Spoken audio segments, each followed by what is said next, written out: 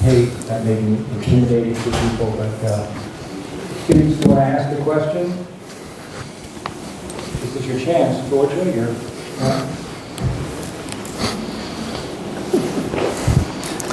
I've rarely been in an audience on Israel-Palestine when no one has a question to ask. Exactly. Well, Paul, I don't know, are you qualifying as a student in the back?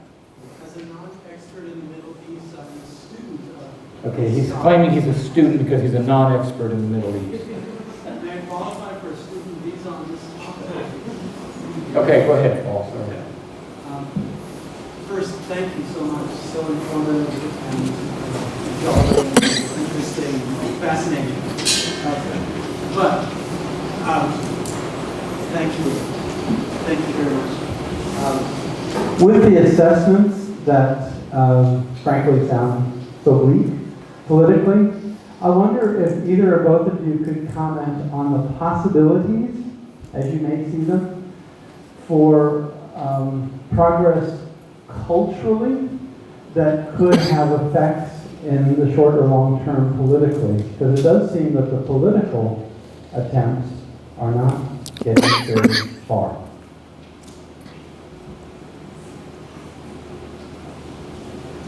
If I exercise.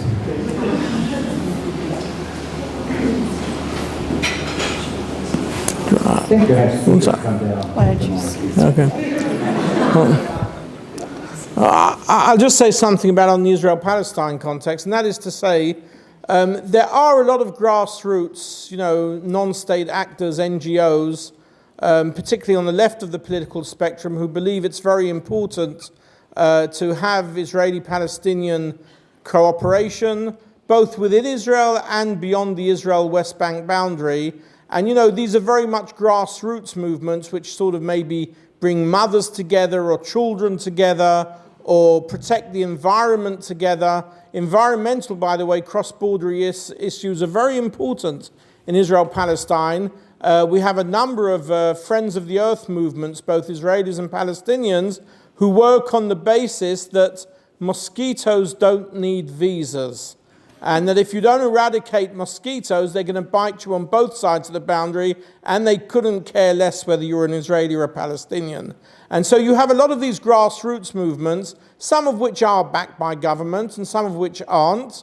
And of course, as long as these movements can avoid the very contentious political issues, they can sometimes move ahead.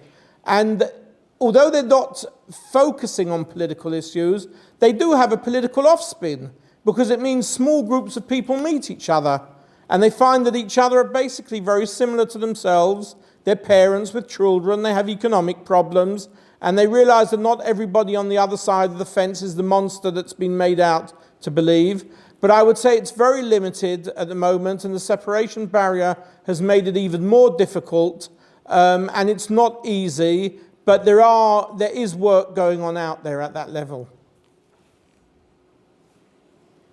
Well, Professor Newman would know the situation much better than I guess my general feeling is that we wouldn't have made progress on civil rights in this country if we had left it to the cultural approach. I do think that ultimately government really has to take a lead and has to shape the debate, and gradually the feelings of people will follow, but it will take a long time. Okay. Yes, ma'am. Or maybe you could just say the question and I can repeat it or I'll restate it roughly. do you see those two conflicting sides, one on the far left, one on the far right? Do you see them gaining momentum, or do you find something in the middle kind of gaining momentum, or do you see any growth in different ideological kind of stances on this issue? So are the two extremes, left and right, getting stronger? They are growing, but they're not gaining momentum in terms of reaching anywhere near consensus.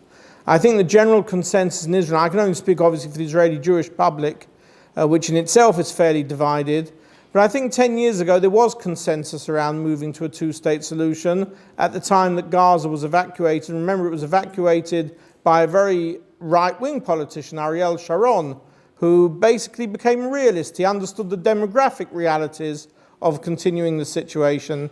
Demography became translated into terms of security. If you lose your Jewish majority, therefore you don't have a Jewish state. Therefore, so what? You're controlling all of the territory, but you've lost the raison d'etre of what the state is about. That's the reason he moved towards two-statism. And I think there was a huge consensus around that, which has slightly fallen away because of the events of the past 7 to 8 years. The rockets from Gaza, the wars with Gaza, the general changes in the region and so on. And therefore, that consensus has to be regained. When that consensus falls away, obviously the ideological polarities, each of them tend to gain a bit of support. So in a sense, they're stronger than they were 10 years ago, but I still don't think they're anywhere near gaining a sort of consensus. I think if, and this may sound a bit simplistic, as I say, it's an Israeli narrative, it's not a Palestinian narrative, but I think if you could come to the Israeli public and show them somehow or other, which by the way today is very difficult, if you could show them that going back to this two-state idea and withdrawing will not in any way interfere or damage with the long-term security of the State of Israel, you would have that consensus being regained. For the Israeli public, it's the security paradigm, which is the big one. It sometimes is overdone. Netanyahu knows how to overdo it. He overdid it in the elections, but he got a lot of votes because of it. That is what really counts in terms of to what extent and when Israel is prepared, at least the present government, to go back to the table around two-statism. Yeah, it really needs to be emphasized how the withdrawal of the Israeli settlements from Gaza, which was such a positive step, and again it was done by a conservative Prime Minister, Ariel Sharon, has had unintended consequences. I would like the professor's comment on whether we, Israel, United States, others, exacerbated the situation. Hamas won elections, and then there was a civil war, and Hamas grabbed power in the Gaza Strip. And the reaction of, I'll say, the West was to castigate Hamas and say it's a terrorist organization, and hence we can have no relations with a terrorist organization. It seems to me, in part, we got the terrorist organization by putting it in a corner by the embargo. So it's like the Gaza Strip became a playpen that you can't get out of. And so, we in a way have invoked, in part, and I think somewhat in large part, the terrible behavior of Hamas. I wish we had taken a wait-and-see attitude toward them. Yeah, look, I think it's true to say, if you look at the history of the last 25 years, Israel was partially involved, I don't want to overdo it, otherwise I'll get quoted in the wrong ways, but was partially involved in the way that both Hezbollah and Hamas came into the world in the first place. And that is because they were looking for alternatives to the PLO. But what happened at the end of the day was grassroots organizations, which also latched on to fundamentalist interpretations of religion. Yes, they created alternatives to PLO, but they became more extreme, not less extreme. And I suppose at the end of the day, what did Israel do at Oslo? It basically recognized the PLO, the group that for 40 years they'd never been prepared to recognize or speak to, just as by the way, PLO recognized the existence of the State of Israel at the same time. That was the big structural change, by the way, at Oslo, that each side woke up and said, hey, you know what, there's another side out there which we can't deny its existence. It's there, it's not going to go away. The Arabs aren't going to disappear in the desert. The Jews aren't going to disappear into the sea. So let's see what we can sort out between us. And so when Israel started recognizing the PLO, to a certain extent, 20 years later, its policy towards the Hamas was similar to what its previous policy had been to the PLO. And yes, there are terrorist elements. Some would say the whole of the organization is terrorist. Some would say some are. Hamas has both a political and a military wing. But you know what? You eventually reach conflict resolution with the worst of your enemies. Because that's who's out there. That's the guys that, if you're not going to reach some sort of agreement, again, I use this term of equal dissatisfaction, then you're always going to have an enemy out there, even after you think you've reached conflict resolution. But it is very difficult, and here I'd come back and I'd say in defense of both Israel and the United States, is to say it's very hard sort of to, accept the idea that organizations and groups would choose extreme violence. And extreme violence sometimes in the name of religion, maybe in the wrong name of religion. It's not easy for societies which perceive themselves as working around Western concepts of democracy, which are so different to the Middle East, of recognizing these groups automatically. And you always have to find your way into these groups. And by the time you've done that, then there's an even more extreme group which has been created somewhere else. Yeah. Jake, is that Jacob in the back? You talked about the idea of two states without strict borders. I was wondering if you could talk more about the logistics of that, because I was worried about extraterritoriality. How would the different citizens interact with the government, and who would be in charge of law and order? If a Palestinian commits a crime, would there be? It just seems like a really hard thing for me to wrap my mind around. So two states without. Yeah. Okay. Could I just follow up on that too and ask, in this sort of post-Westphalian solution, do we have anything to learn, and maybe this is for Margaret, from the millet system of the Ottoman Empire or from other imperial solutions where we had multi-ethnicity? That's why I say at the moment it's a fictional idea. It's beginning to be discussed, but people don't really know how to deal with it. Because as you say, you have to have some sort of overarching system of law and order, system of military. And, given the context of the animosity between Israelis and Palestinians, people say that's even a bigger dream than going back to two states. But it is being discussed simply because of the complexity of drawing the line. What could happen out of these discussions is you come back and say, however complex drawing the line is, it's still the best of the worst solutions. Yeah, Jacob, as we've discussed in class, I feel like it's better to draw the lines, however difficult, because it's like you're in a terrible marriage and you really hate your spouse. It's better to be physically separated from the spouse you hate. It's just easier to deal with over the long term. So I still believe in drawing the lines. I don't know how a binational state within one political border can really work. And also, my thinking was shaped very much by a book I read years ago by Mark Heller, The Implications of a Palestinian State. I think that's a wonderful book. It's a very clinical, very clinical diagnosis of the dynamics of the implications of a Palestinian state.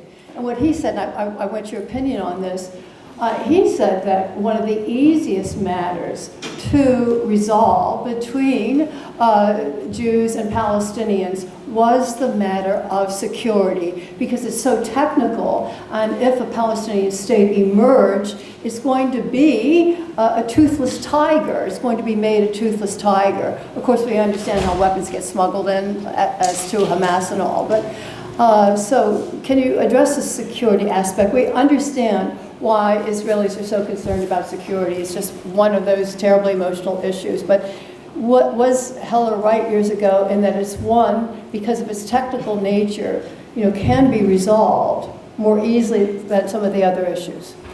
Well, Heller was right at the time he wrote, but he wrote his book 25 years ago. Right. And Mark was one of the first people who got involved in this sort of discussion. And, military technology has moved on. At the time that Heller wrote his book, you didn't have a situation where in the south of Lebanon you had a Hezbollah, or in the Gaza Strip you had a Hamas, who can simply open the internet, see how to make a simple missile in their kitchen, go out the front door and just fire it over the border, and it makes no difference where the border is, because the missile will always go over and there's a chance it may hit a civilian settlement on the other side. So in that sense, the security dilemma has changed. But in one sense, he's still right. And that is, security is a technical issue. It's terrible violence, of course, but it's a technical issue because a lot of the agreement is about security. It's about demilitarization. It's about third parties controlling the situation. And I think one very important point which has to be made here, which people don't realize about conflict resolution, and that is, if you had today, tomorrow, in 5 years' time, two leaders or two governments on both sides who, for whatever real political interests of their own, not because of the love of the other side, but because of their own real political interests, it was their interest to reach conflict resolution and to ensure there would not be security problems, and it was in their interest to ensure that there would not be security problems. It's when you aren't totally convinced that that is what you want. I'll give you a very good example. In the 5 years after Oslo, many people asked the question, what do you do about the link between the Gaza Strip and the West Bank? And they've always asked that, long before the Hamas took over the Gaza Strip. And my answer always is that it's not a problem in any way at all. For as long as there's a conflict, it's a big problem. But the minute there isn't a conflict, for 5 years after Oslo, there were two safe passages from the Gaza Strip to the West Bank. Every day, tens of thousands of Palestinians traveled for employment, for education, from Gaza to the West Bank, and returned in the evening or returned at the end of the week. It's only 50, 60 kilometers, it's nothing. And because it was in the interest of both sides to maintain that stability, there wasn't a single terrorist incident that was involved with those safe passages. But the minute you don't have the desire to keep it, then those little quirks can become the volatile aspects of the conflict. So in one sense, he's right. It's an issue of technicalities. You can reach the agreements on security. In another way, he's wrong because, unfortunately, military technology and security issues are very different today to what they were 20 years ago. Is there a final student question? Yeah, Tabea. To what degree can or should international countries get involved in the Israel-Palestine conflict, given its history and just the complexity of the issue? To what extent should other countries from outside the Middle East, I suppose, get involved in the Israeli-Palestinian conflict? You give the first answer on that. Well, I'd actually like to tack a question onto your question, and that is, I mean, European parliaments today are considering, legislation to recognize a Palestinian state. It can be both harmful and helpful. I think that no one wants to be pressured into doing something that one's reluctant to do, hence it can be harmful, and someone like Netanyahu certainly does not want to be pressured into anything. On the other hand, I mean, Israelis greatly esteem the good opinion of Europeans, and I think that it seems to me it would cause a public discussion in Israel if European countries started to exert that kind of pressure. So I see it going both ways, and I don't know which way more than the other. Well, as you know, despite what you may have read in the press in recent weeks, the United States is Israel's greatest ally. Despite what Mr. Netanyahu and Mr. Obama may think personally of each other. And there's no question that I think that is going to remain the case, despite the fact that I think the United States is going to put more pressure on Israel than it has done in the past, but that also depends a lot on internal politics, AIPAC, Republicans, Democrats. It is tied in with what's going on in the United States, there's no question whatsoever. Europe is important to Israel, and I'm one of Israel's great pro-Europeanists, and they have a big role to play in what happens in the Middle East, but they're only ever going to take second role to the United States. Israel's position always is, we value our relationship with Europe, we value our strategic alliance with the United States, but we're the people who live here, we have to determine, what our security arrangements will be, and that's Netanyahu's great line in that sense. But I want to make another point and argue it from another way around. The great thing about Oslo